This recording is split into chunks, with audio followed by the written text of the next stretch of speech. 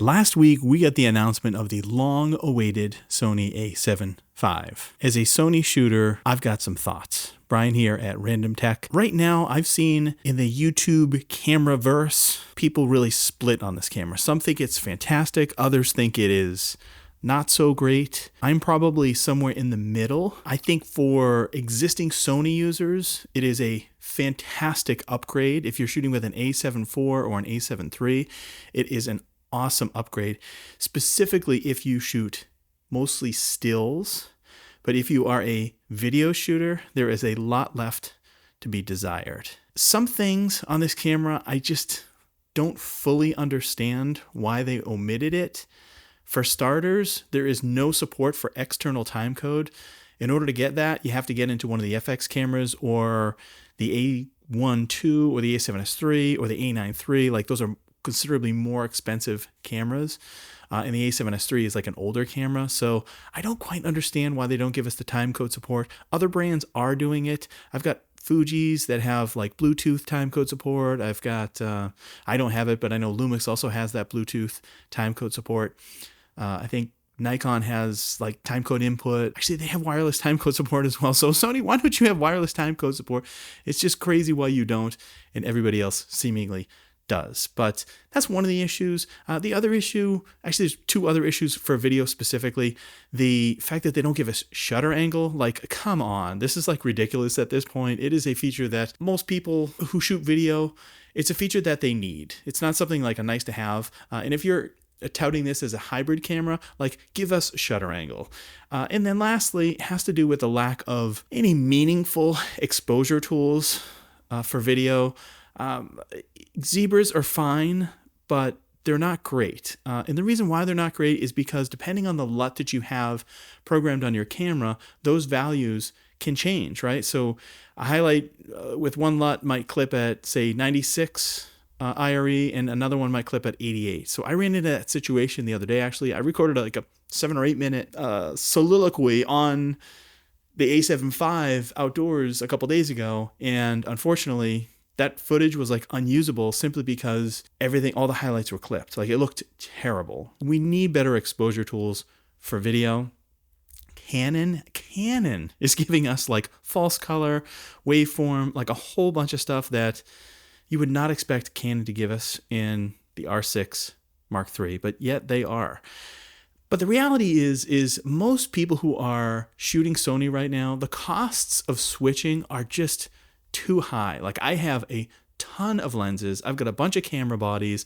I've got all these like accessories, microphones, Bluetooth remote. Like, the whole ecosystem with Sony works really, really seamlessly. So there's like tremendous value in that.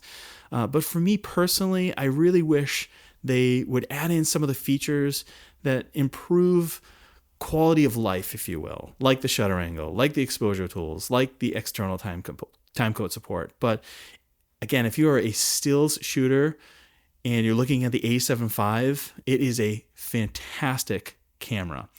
Now, you'll notice up to this point, there is one thing that I have not talked about, and that is open gate. It's like so overblown by so many people. If you are a content creator or somebody that needs open gate, go buy the camera that has open gate. Sony is not going to give us open gate, at least not in the near term. They may in the future. I suspect with the FX3 Mark II that more than likely will have open gate.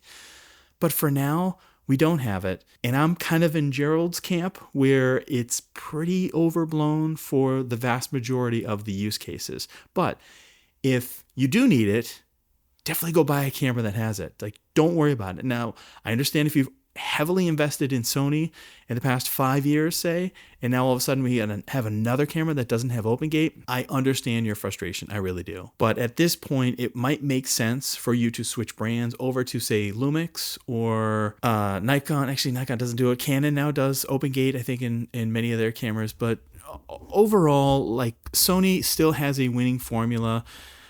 I did watch that interview where the gentleman was saying, like, we give the users not what they want, but what they need. I don't hate that comment. I know a lot of people do, but I don't, because there are some things where I'll give you an example. I bought a used S5 II and I had it for just a couple of days, and in those 2 days my head hurt. Like it's just trying to do so much. It's borderline overwhelming, and I'm like, this is a tech channel. Like I love exploring and learning new menu systems and what the capabilities are of these different cameras. And I tell you, I was like exhausted at the end of the 2 days. I ended up returning it because it was just a menu system that didn't make too much sense to me.